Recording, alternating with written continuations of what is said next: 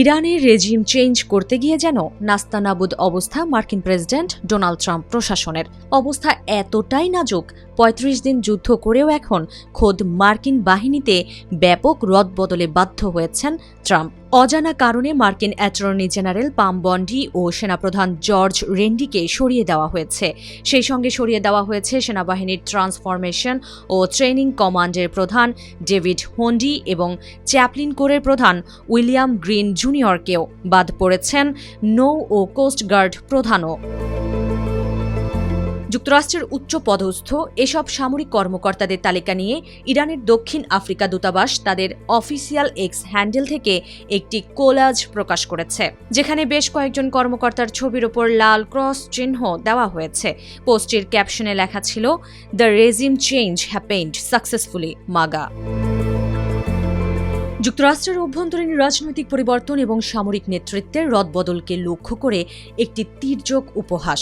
গত ২৮ অক্টোবর যুদ্ধ শুরু হওয়ার পর থেকে যুক্তরাষ্ট্র ও ইসরায়েল একাধিকবার ইরানের রেজিম চেঞ্জ বা শাসন ব্যবস্থা পরিবর্তনের হুমকি দিয়েছিল। ইরান এই পোস্টের মাধ্যমে পাল্টা বার্তা দিল, তাদের শাসন ব্যবস্থা পরিবর্তনের স্বপ্ন দেখা যুক্তরাষ্ট্রের নিজের প্রশাসনের মধ্যেই পরিবর্তনের হাওয়া বইছে।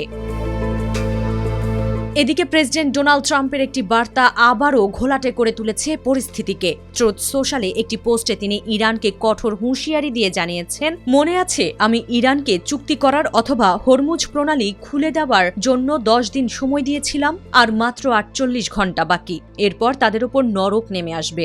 ঈশ্বর মহান, তবে ইরান এখনও হরমুজ প্রণালী খুলে দেওয়ার ব্যাপারে কিছু জানায়নি। ২১ মার্চ ট্রাম্প প্রথম হুঁশিয়ারি দিয়ে বলেন, যদি ৪৮ ঘণ্টার মধ্যে ইরান হরমুজ প্রণালী খুলে না দেয়, তবে আমেরিকার পক্ষ থেকে ইরানের বিভিন্ন বিদ্যুৎ কেন্দ্রে আঘাত হেনে সেগুলো নিশ্চিহ্ন করে দেওয়া হবে। এই তালিকায় সবচেয়ে বড় বিদ্যুৎ কেন্দ্রগুলো প্রথমে থাকবে বলে জানান তিনি। ২৩ মার্চ মাত্র দুদিন পরেই সুর নরম করেন ট্রাম্প। তিনি জানান, দুই দেশের মধ্যে খুবই ভালো এবং ফলপ্রসূ আলোচনা হয়েছে। এর পরিপ্রেক্ষিতে ইরানের জ্বালানি অবকাঠামোতে যে কোনো ধরনের সামরিক হামলা পরবর্তী ৫ দিনের জন্য স্থগিত করার ঘোষণা দেন তিনি।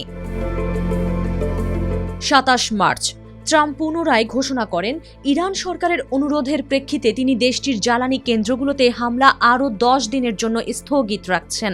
এই নতুন ঘোষণা অনুযায়ী হামলার চূড়ান্ত সময়সীমা দাঁড়ায় ৬ এপ্রিল।